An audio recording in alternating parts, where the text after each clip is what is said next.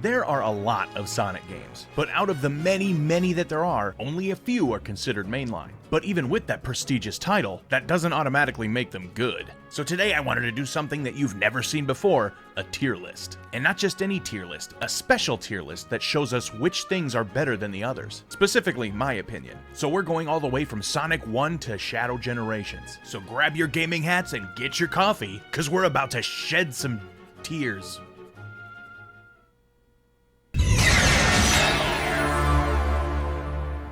Now we are going in chronological order, so of course we start with Sonic 1, introducing us to of course Sonic and Eggman for the first time, showing players a speed of platforming that they had never seen before. Sonic 1 is pretty cool, but it does have some things holding it back. To me, it's mostly the level design, and I think that's a lot of people's complaint, whereas some levels are super fun to speed through and flow real nice. Other ones, you're going really slow and have to trudge through a lot of annoying crap. Sonic 1 is a cool start, but it could have been better, and that's why I say Sonic 1 goes in C tier. Next up, we have Sonic CD. While not technically released next, it was next in the chronological order. Sonic has to rescue Little Planet from Eggman, who's encapsulated in a robot case. I don't know the best way to describe that. And we also get introduced to Amy and Metal Sonic for the first time. Sonic CD is very divisive. I think most people dislike it, or at least aren't that fond of it, but to me, I really like it. Don't get me wrong, it's not incredible, but where a lot of people don't like the level design because of its way too openness and exploration-based gameplay, I always felt like I had a really smooth time just running through. Now, if you're going for 100% completion, yeah, that can suck, but just playing through it casually can be a lot of fun. Add on top of that the amazing soundtrack and the animations, woo! So good. So for me, I think I'd be happy putting Sonic CD in B tier. Sonic 2 is probably my favorite of the classic era. The level design was so much better than the first game. It introduces the spin dash to gameplay, and we also get our first appearance of Tails and Super Sonic. Sonic 2 is an absolute blast to play, and it's also probably got my favorite special zones. So I feel comfortable putting Sonic 2 as the first A rank. Boop. Sonic 3 and Knuckles takes everything that the first three games did and expanded on it completely. Obviously, we get our first appearance of Knuckles, but we also get some of the best levels ever put into the classic era games. Add to that some great in-game cutscenes, which with no dialogue and sprite animation, tell a really easy to understand story, and a good story at that. Even though I prefer Sonic 2 over Sonic 3 and Knuckles, I still think it's an amazing game and I still love to play it. That's why it's also going in A.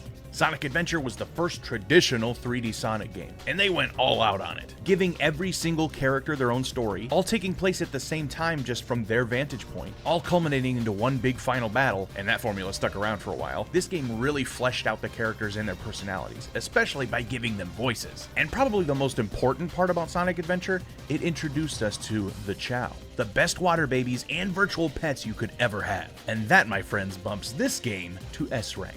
Sonic Adventure 2 is, surprisingly, the sequel to Sonic Adventure 1.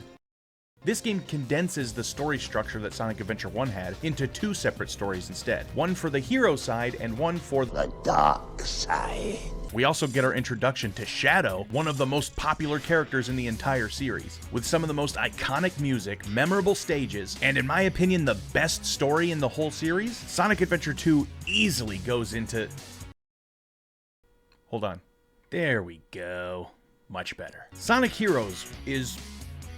We have a few different stories again this time that take place at the same time, then all culminate in one final big story. Now on the bright side, this game's story is pretty fun. It's nothing groundbreaking, it's not the most amazing thing in the world, but it's a fun one to follow along with, especially since there are so many characters, and the interactions between each team are very memorable moments. But then when you actually play the game, it's extremely janky. Flying off stages, gaining or losing momentum seemingly out of nowhere, but I wouldn't say it's exactly a bad game. That's why it's probably going to be the first one to go into, D tier.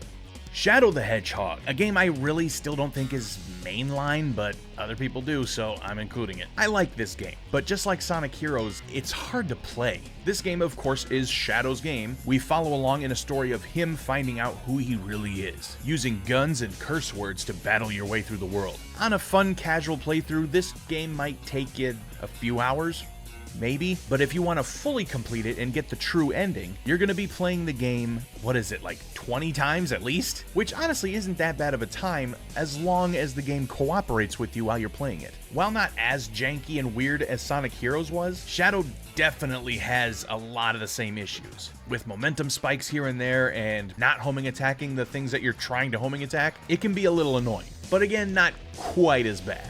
What really carries this game to me is the story. Sure, it's goofy and corny at times, but it's also pretty cool. And that's what lets it go up one more tier than I would have normally put it at with C. Actually, let's put it above Sonic 1. Sonic the Hedgehog, or Sonic 06, the soft reboot of the series that was supposed to be what Sonic was going to be for the foreseeable future. That didn't happen. Sonic 06 was definitely inspired a lot by the Adventure series, mainly Sonic Adventure 1. You can see that very obviously in Sonic's story. We also get the Adventure-era story structure again as well, with 3 stories this time. One from Sonic, one from Shadow, and one from Silver, the newcomer. From an objective standpoint, this game is bad. It's extremely unfinished, extremely unpolished, and very glitchy. So what was supposed to be this groundbreaking, amazing, big, bombastic Sonic game became Sonic 06. Personally, I still like it. Now, I didn't get to play it when it first came out, so I'm sure I would have been a lot more upset by it if I had played it on release. But in 2006, I was a young boy with no money, so I couldn't touch it. But when I finally did play it, I knew what I was getting into at that point. I'd heard all the stories, I heard all the bad things, so I went in with that mindset knowing that this was gonna be weird. And it was, but I still really liked it. Don't get me wrong, it's still bad. It's got all those same issues when you're playing the original version. But when you go in expecting that stuff, I think you can really enjoy it. And that's why I personally put Sonic 06 at the bottom of C tier. Sonic Unleashed was the first HD Sonic game I ever got to play. While I was saving up for my first Xbox 360, I would spend every day looking at gameplay of this game, just dreaming about going that fast. I would even use the action replay for GameCube to put turbo in Sonic Adventure 2 and pretend I was going as fast as Sonic Unleashed in Sonic Adventure 2 Battle. Sonic Unleashed is honestly one of my favorite games of the series. It's the first 3D game to have the boost formula, which at that time was the fastest Sonic had ever felt. And honestly, still might be about the fastest he's ever felt. Along with a pretty good story and beautiful graphics and art style, this one easily goes into S rank. Sonic Colors was the first game in the meta era. It used the boost formula of gameplay and the switching between 3D and 2D gameplay too. But like a lot of people will tell you, it used a lot more 2D than it did 3D, which to some that's fine, but to me it kinda takes away from the experience of a 3D Sonic game. I like 2D Sonic, but if I'm gonna play mostly 2D Sonic, I'd rather just play a full 2D Sonic. Plus, don't hate me, but I find the game so boring. Whenever I sit down to try and play it again, I always just feel like I'm boosting forward, similar to another Sonic game we'll talk about later. It's not like mind-numbing or anything, it's just, I don't know, I just never really got any fun or excitement out of playing Sonic Colors. And in between what I find are boring levels, you get the story and the dialogue, and Baldy nose hair! So even though I don't hate Sonic Colors, I just never want to play it. That's why I gotta put it as the first game in F tier.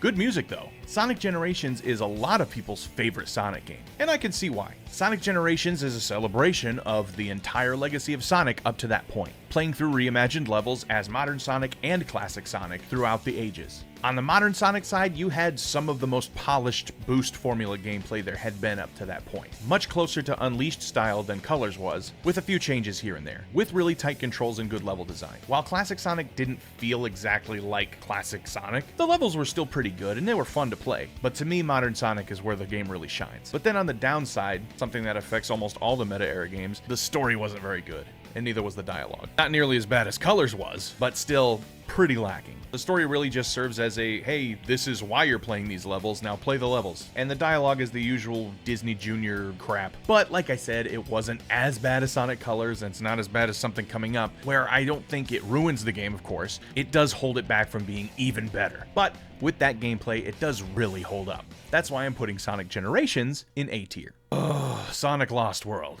Sonic Lost World was a Mario game with Sonic plastered onto it, and they added the Zeddy, which are terrible, and they wrote it terribly, and the story sucks, and it doesn't play good, and I don't like it. F tier. Sonic Mania, I still don't feel like it's a mainline game, but other people say it is, so whatever. It's a tier list. We'll just add it. This one is one of my favorite classic games, even though obviously it came out in 2017. It's not technically a classic game, but it's made as the classics. It's so good. And as a person who doesn't usually prefer the 2D games, this is one Sonic game that I love going back to every once in a while. Hell, I think it was the first game I tried on my Switch too. With the added frames and extra little animations in the pixel art, even though it's designed after the 90s games, it's got this extra oomph of style to it that makes it look modern. And the gameplay is fantastic too. I can't think of one bad thing about Sonic Mania. That's why it goes into S tier. Sonic Forces isn't a game. Sonic Forces is a spit in the face. It's a piece of crap and it's an insult to Sonic's legacy. That's why it's got its own little tier down here for Forces. It's lucky I put it on the list at all. Loser! You're a loser! Are you feeling sorry for yourself? Well, you should be, because you are You make me sick! Sonic Frontiers. Loser! The return of a good Sonic game. At this point, I didn't know if Sonic was ever going to be good again after the last one, but it turned out they could make a pretty good Sonic game still. Frontiers has the first open world, open zone gameplay with traditional levels spewed throughout the world on multiple different islands. Frontiers also took a little bit more of an RPG approach in some ways, where you can upgrade Sonic's defense, his attack, his speed, and also unlock abilities. Oh, and like I said, his attack, Sonic can fight now, which, while it could be better, was still pretty cool. The cyberspace levels, while not terrible, are kind of forgettable, and also the physics were different in the cyberspace levels than they were out in the open zone, so they felt a little clunky and not all that fun. But again, they weren't bad or terrible or anything like that. And while I don't go back to it as much as I do Sonic Adventure 2 or Sonic Adventure 1 or Unleashed, I still do go back to it every couple of months just to play around, and I'll lose myself in running around the open world. And that's why Sonic Frontiers goes into B tier. Last but not least, another game that I guess is mainline, but is it? Shadow Unleashed. Shadow Unleashed, what am I talking about? Shadow Generations, the side game included with the remaster of Sonic Generations, which focuses on, guess who? Shadow. This is another boost style game, with some of Frontiers elements thrown in, like having Whitespace as basically a hub world where you access the levels in different areas from. The level design is pretty good. It's very fun to blast through each level as fast as you can and get your times up. The only issue is the replayability to me isn't quite as fun. Once you've played through a level 3 or 4 times, eventually it just gets kind of samey. To me, I think the best time playing this game is your first 2 playthroughs. After that, it starts getting a little stagnant, which definitely doesn't ruin it or anything like that, but it is a little disappointing when I feel like I really want to play the game, and then when I start, I'm like, yeah, I'm bored. But the story, woo! The story is very nice. Shadow seeing Maria and Gerald Robotnik again, and having to fight Black Doom, so great. And the cutscenes look so nice. Shadow Generations is fantastic. Even if I'd get bored of it kind of quick now, it's still a really great game, and I can't recommend it enough. And that's why Shadow Generations goes in A tier. So that's my list of every mainline game, except for Superstars. I did forget to put that in. It would go in F tier. I will leave the link to this tier list in the description so you can make one for yourself. And if you do, share it with me on Twitter. I love to see it, at The Z-Man Show. Anyway, thanks for watching, and I will see you next time on The Z-Man Show. Bye-bye. You're a Are you feeling sorry for yourself? Well, you should be, because you are You make me sick, you